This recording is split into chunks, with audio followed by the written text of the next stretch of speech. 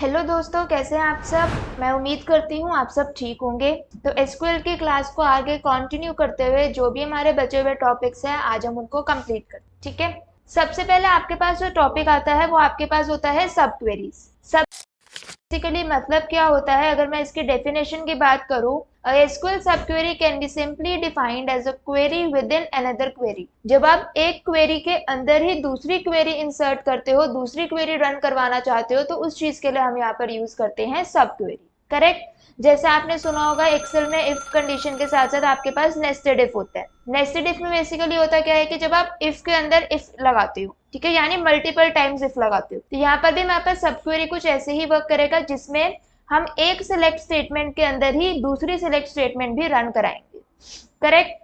तो subquery is a query that is embedded in where clause of another SQL query. The outer query is called as the main query and the inner query is called as sub query। अगर मैं यहाँ पर दो select statement देती हूँ, जैसे आपके पास यहाँ राइट हैंड साइड पे है, तो जो बाहर वाली सिलेक्ट स्टेटमेंट है इसको हम बेसिकली कहेंगे मेन क्वेरी, और जो उसके साथ वाली क्वेरी है उसको हम यहाँ पर क्या कहेंगे, सब क्वेरी। ठीक है।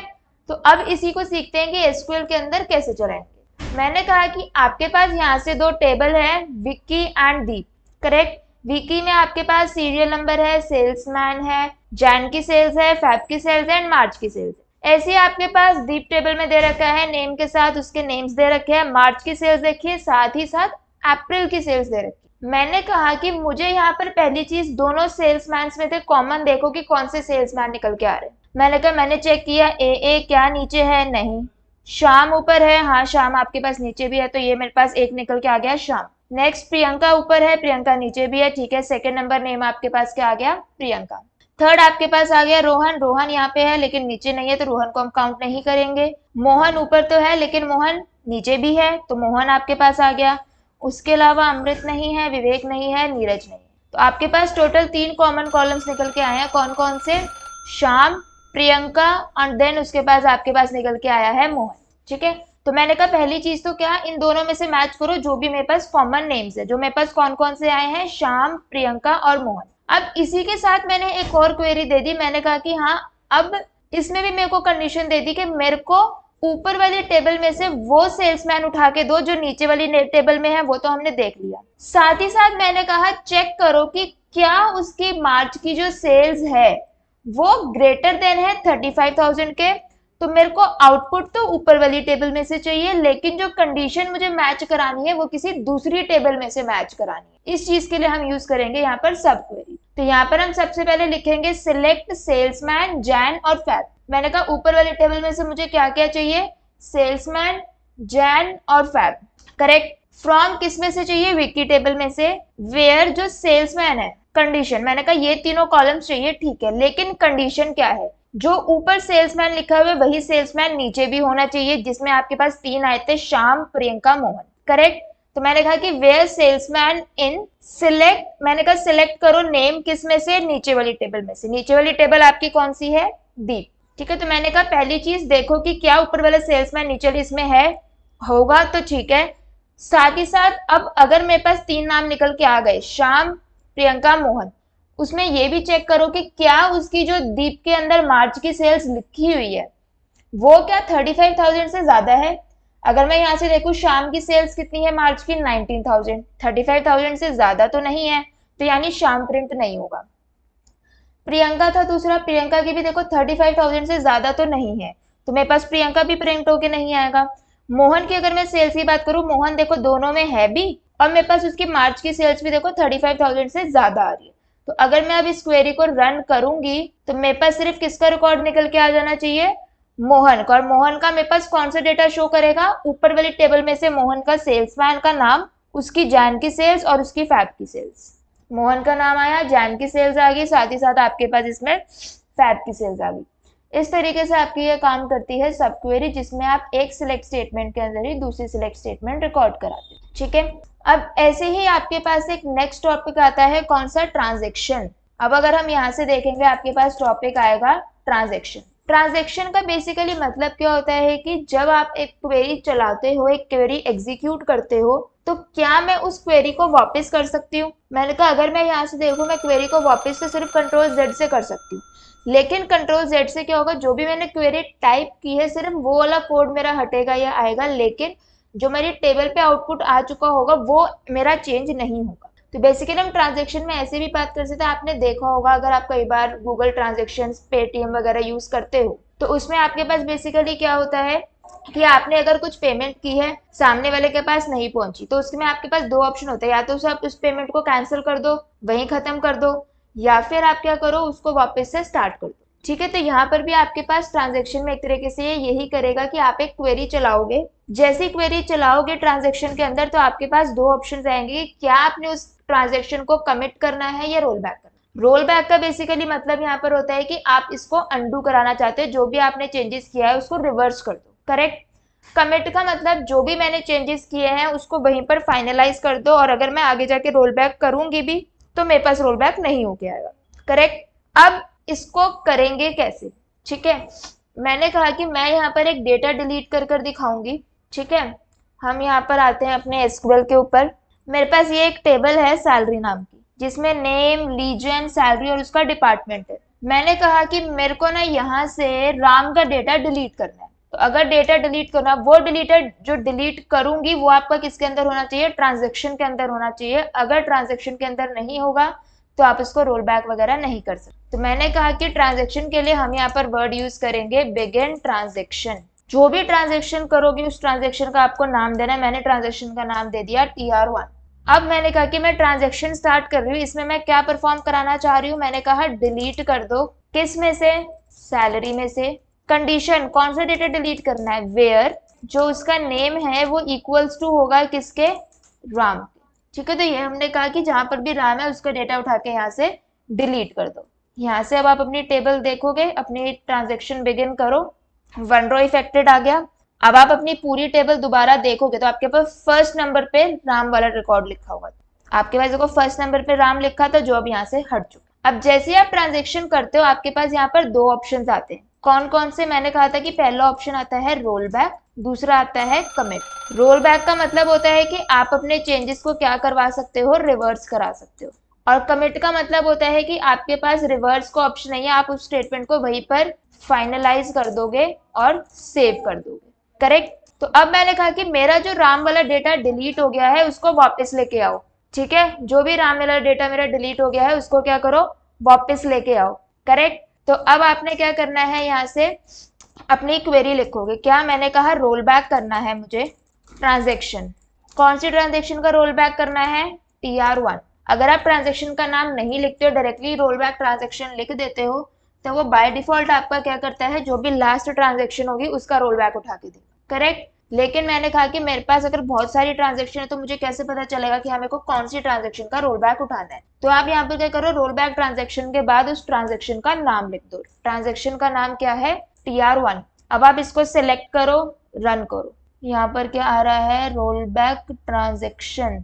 क्या गड़बड़ आ रही है देखते हैं। हमने यहाँ से लिखा है roll back transaction TR1। Query तो इसमें करेक्ट ही है। देखते हैं इसमें क्या दिक्कत आ रही है। बिगिन किया हमने, ठीक है, हमने यहाँ से इसको अपना टेबल देखा, आपके पास आ गया करेक्ट। अब मैंने कहा इसी का रोल बैक कर दो, तो मैंने लिखा रोल बैक ट्रांजेक्शन। सिर्फ ट्रांजेक्शन लिख के देखते हैं। चलो, ट्रांजेक्शन वर्ड को ये नहीं उठा रहा। अच्छा, correct spelling, sorry guys. Roll back transaction TR1 select कीजिए और इसको रन कर दीजिए। कमांड कंप्लीटेड सक्सेसफुली आ गया। अब आप अगेन अपनी टेबल देखोगे तो जो आपका डेटा राम वाला डिलीट हुआ था वही डेटा आपका वापस आ गया। करेक्ट। अब मैंने कहा कि इसको फिर से डिलीट कर दो। मैंने TR2 नाम दे दिया, सिलेक्ट किया, रन किया। अब आप अपनी फिर से टेबल देखोगे तो आपके पास राम वाला डेटा फिर से डिलीट हो जाएगा। अब मैंने क्या किया, जैसे ही मैंने ये ट्रांजेक्शन चलाई मैंने उसको क्या कर दिया? कमिट कर दिया। मैंने कहा कमिट कर दो ट्रांजेक्शन को। कौन सी ट्रांजेक्शन को? TR2। अब जैसे हम इसको सिलेक्ट करके रन करेंगे, आ गया। अपनी टेबल देखोगे तो आपके पास राम वाला डेटा डिलीटेड आएगा। मैंने कहा कि नहीं, मुझे बोला डिलीट किया हुआ डेटा वापस लेके आना है। वापस लाने के लिए हमने क्या सीखा है? हमारे पास क्या होता है? Roll back. तो मैंने कहा कि इसका रोल बैक उठा लो। कौन सी ट्रांजेक्शन का? TR2 का। सिलेक्ट करोगे, रन करोगे, आपके पास देखो क्या एरर आ रहा है? The rollback transaction request has no corresponding begin transaction. Commit का मतलब बेसिकली क्या होता है, आपने सेव किया और उस ट्रांजेक्शन को वहीं पर खत्म कर दिया, ठीक है, आपने उसको, अब इसलिए ये मेरे को कह रहा है कि आपके पास कोई भी ट्रांजेक्शन स्टार्ट ही नहीं हो रखी है, ठीक है। द रोलबैक ट्रांजेक्शन, रोलबैक के लिए क्या है, कोई ना कोई ट्रांजेक्शन स्टार्ट होनी जरूरी है। आपने ऊपर वाली ट्रांजेक्शन को तो कमिट करके खत्म कर दिया, तो वहां आपके पास बिगिन ट्रांजेक्शन का तो ऑप्शन रहा ही नहीं। तो इस तरीके से आपका काम करता है ट्रांजेक्शन, जिसमें आप कोई भी अपना डेटा बेसिकली डिलीट कराते हो तो उसमें कहा जाता है कि आप ट्रांजेक्शन्स के अंदर करो, ताकि इन फ्यूचर अगर मुझे उस डिलीट किए हुए रिकॉर्ड को वापस लेके आना हो तो आप उसमें रोल बैक का आपके पास ऑप्शन रहेगा, ठीक है। ट्रांजेक्शन के अंदर डालोगे, अगर वो आपने कमिट नहीं की होगी तो आप उसको रोल बैक कर सकते हो, लेकिन अगर आपने एक बार कमिटमेंट कर दी तो आपके पास रोल बैक का ऑप्शन यहाँ पर नहीं रहेगा, आप इसको रोल बैक नहीं कर सकते, करेक्ट। इसके बाद हम यहाँ से आते हैं रैंक और डेंस रैंक में, ठीक है। हमने यहाँ से अब करना है रैंक। रैंक का बेसिकली यहाँ पर मतलब होता है जब आपको किसी डेटा को रैंकिंग देनी होती है, किसी नंबर्स को या किसी अल्फाबेट्स को रैंकिंग देनी है। मैंने कहा कि मेरे पास यहाँ से बहुत सारा डेटा लिखा हुआ है, मेरे को उसको 1 2 3 4 करके सबको रैंकिंग देनी है, करेक्ट। तो उसके लिए हम क्या करते हैं, यहाँ पर सबसे पहले एक टेबल बना लेते हैं। तो मैंने यहाँ से एक टेबल बनाई, क्रिएट टेबल। टेबल का हम नाम रख देते हैं नेम नाम से, हम एक नेम्स नाम के से हम एक टेबल बना लेते हैं, जिसमें मैं कॉलम नाम से एक कॉलम का नाम लिख रही हूँ, जिसकी डेटा टाइप होगी varchar। सिलेक्ट करेंगे और रन करेंगे, करेक्ट। देन अब हमने इसमें अपना डेटा इंसर्ट करना है। मैंने कहा इंसर्ट इनटू नेम्स 1, वैल्यूज डाली हमने। मैं यहाँ पर फिलहाल अल्फाबेट्स को स्टोर करवा रही हूँ। ए डाला, देन हमने बी डाला, देन हमने सी डाला, देन हमने डी डाला, देन हमने ए को दोबारा रिपीट किया, देन हमने यहाँ से बी को दोबारा रिपीट किया, देन हमने यहाँ से ई डाला। तो इस तरीके से हमने यहाँ पर एक टेबल बना दी। सिलेक्ट करोगे, रन करोगे। अब मुझे ये टेबल देखनी है तो हम लिखेंगे सिलेक्ट स्टार फ्रॉम नेम्स 1, ठीक है। ये मेरे पास आ गया नेम्स। अब मैंने कहा कि मुझे इसको देनी है रैंकिंग। क्या देनी है हमें इसमें, रैंकिंग। कैसे रैंकिंग देनी है यहाँ पर देखते हैं। चलो, आपके पास यहाँ पर रैंक का ऑप्शन आएगा। मैंने कहा कि मुझे रैंकिंग देनी है। अब हमने यहाँ से सीखा कि मैंने यहाँ से पहले टेबल बनाई, उसके बाद मैंने यहाँ से कॉलम बना दिया, देन अब हमें इसको रैंकिंग देनी है, ठीक है। अब मैंने कहा सिलेक्ट स्टार फ्रॉम टेबल की, अब जैसे यहाँ पर ABCD लिखा, मेरे को इनके सबके आगे इनकी रैंकिंग लिखवानी है, ठीक है। तो अब देखो यहाँ पर जैसे A लिखा तो इसने इसको रैंक दे दिया 1, B लिखा तो इसको रैंक दे दिया 2, B लिखा फिर अब इसको रैंक दे दिया 2। ये कैसे हुआ? अब सबसे पहले हमें रैंक के लिए यहाँ पर कोड लिखना पड़ेगा, क्वेरी लिखनी पड़ेगी ये वाली, करेक्ट। देन अब हमें यहाँ पर अपने SQL पे आना है। अब हम अपनी लिखेंगे क्वेरी, ताकि हम इसमें रैंक दिलवा सके, करेक्ट।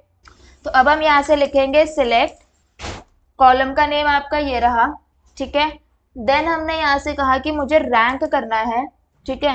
रैंक किया ओवर, मैंने कहा कि जो भी मेरे रैंक आएगी उसको असेंडिंग ऑर्डर में सॉर्ट कर देना, वरना वो डायरेक्टली आपके रैंडमली उठा लेगा, करेक्ट। ऑर्डर बाय में आपके पास स्पेस आ जाएगा, यहाँ से ब्रैकेट क्लोज करेंगे आप यहाँ से। देन अब हमने इतना किया, मैंने कहा जो भी मेरे पास रैंकिंग लिखी हुई आएगी वो एक नए कॉलम में लिखी हुई आएगी, तो उसका मैंने नाम दे दिया माय रैंक, करेक्ट। किस में से करना है, फ्रॉम। टेबल का नाम क्या है, नेम्स 1। अब जैसे ही आप इसको सिलेक्ट करेंगे और रन करेंगे तो आपके पास देखो यहाँ पर रैंकिंग लिखी हुई आ गई। अब ये रैंकिंग किस हिसाब से आ रही है, मैंने कहा कि इसने सबसे पहले ए को देखा, रैंकिंग इसको क्या दे दी 1। सबसे पहले अल्फाबेट्स को इसने असेंडिंग ऑर्डर में सॉर्ट किया, तभी हमने यहाँ पे ये ओवर ऑर्डर बाय कॉलम लगाया कि यानी जो भी मेरी कॉलम की वैल्यूज है इसको असेंडिंग ऑर्डर में सॉर्ट कर दो। तो इसने देखो यहाँ पर सबसे पहले लिखा ए, जिसका रैंक आ गया 1। अब नेक्स्ट ए लिखा है तो ये उसके लिए भी 1 ही रैंक यूज कर रहा है। क्यों? क्योंकि जब भी आपके पास सेम अल्फाबेट या सेम वेरिएबल होगा तो उसके लिए वो रैंकिंग नंबर सेम ही यूज करेगा, आप उसको डिफरेंट नहीं कर सकते, ठीक है। तो यहाँ पर जितनी बार भी ए आएगा उस सब में रैंकिंग आपके पास क्या यूज होगी, 1 यूज होगी, क्योंकि इसने जो 1 रैंक अलॉट किया है वो सिर्फ किसके लिए किया है, ए के लिए किया। तो मैंने कहा मैंने यहाँ से लिखा A1। अब नेक्स्ट 1 के बाद यहाँ पर आना क्या था 2, लेकिन कॉलम कौन सा है, ए, जिसकी वजह से इसने क्या किया, 2 को स्किप करके इसने यहाँ पर क्या लिखवा दिया, 1 लिखवा दिया। तो यानी जो भी नंबर स्किप होगा वो दोबारा यूज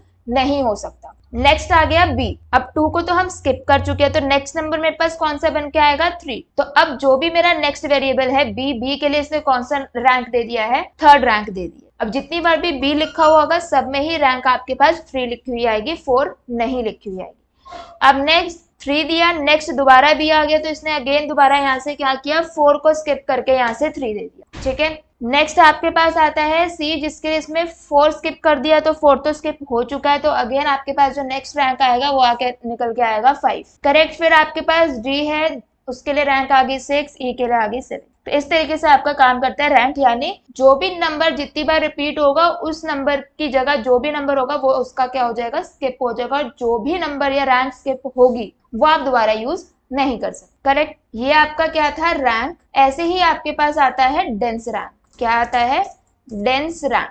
डेंस रैंक का बेसिकली मतलब क्या होता है, मैंने कहा कि अभी यहाँ पर क्या हो रहा था कि अगर 4 बार ए लिखा होगा तो जो भी उसका नंबर है वो उसको स्किप करके चलेगा, लेकिन मैं चाहती हूँ कि वो उस नंबर को स्किप ना करे। ठीक है, तो उसके लिए हम यहाँ पर डेंस रैंक यूज करेंगे। मैंने कहा सिलेक्ट कॉलम, मैंने यहाँ पर क्या लगाया, डेंस रैंक ओवर, किस पे लगाएंगे हम, ऑर्डर बाय कॉलम।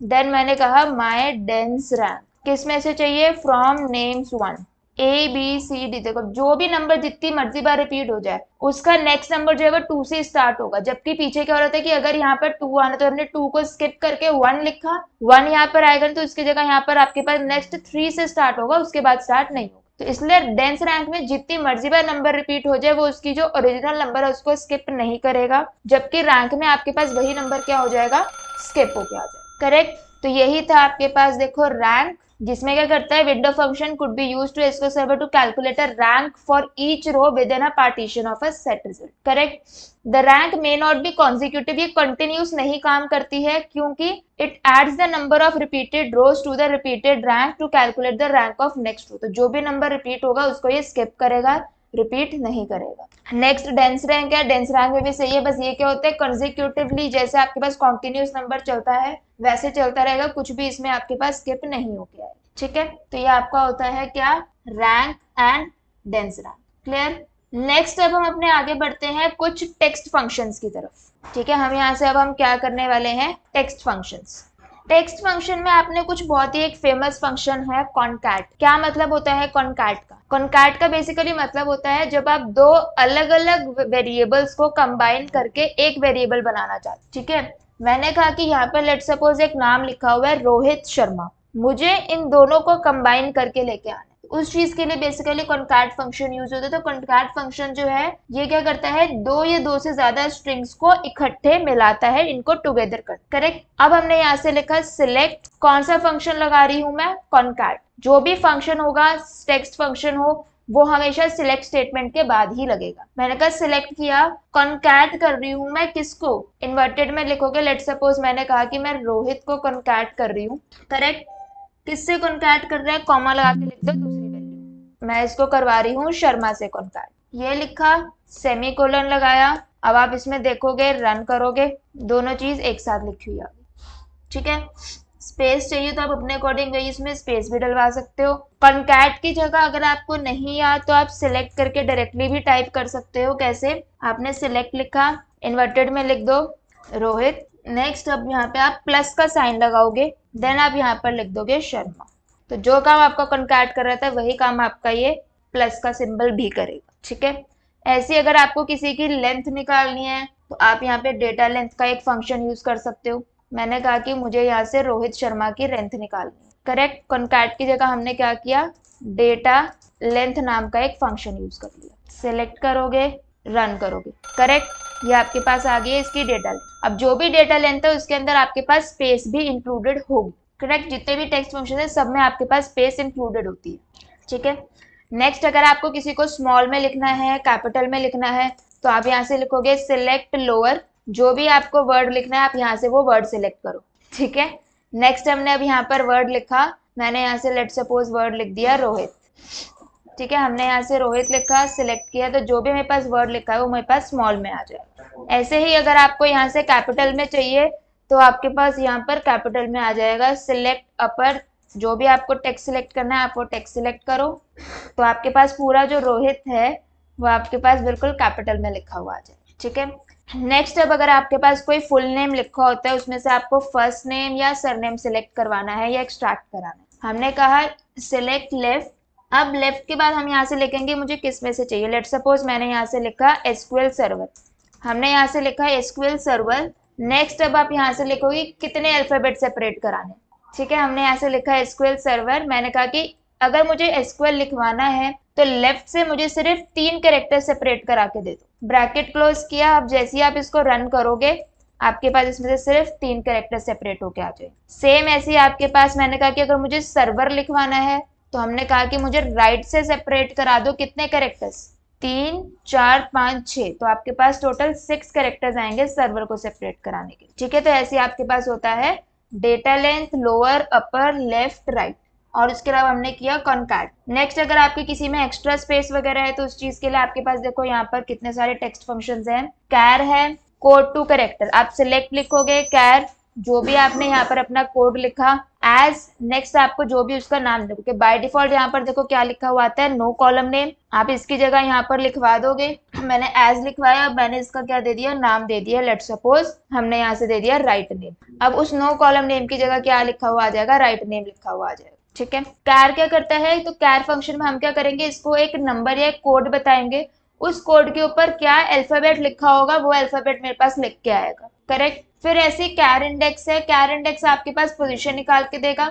मैंने कहा सिलेक्ट कैर इंडेक्स, मैंने अगर कोई भी वर्ड लिखा उस वर्ड में जो पहला लेटर है उसकी पोजीशन देगा। यहाँ पर अब देखो क्या लिखा है, मैंने कहा मुझे टाइम की पोजीशन बता दो कि टाइम कौन सी पोजीशन से लिखना स्टार्ट हुआ। तो कस्टमर में देखो कितने अल्फाबेट्स हैं, 1 2 3 4 5 6 7 8, 9th आपकी स्पेस होगी, तो 10th पोजीशन से आपका जो टाइम वर्ड है वो लिखना स्टार्ट हुआ है, वही मेरे पास निकल के आया है 10। करेक्ट। कॉन्कैट का तो मैंने आपको बता ही दिया है, this function add 2 or more strings together।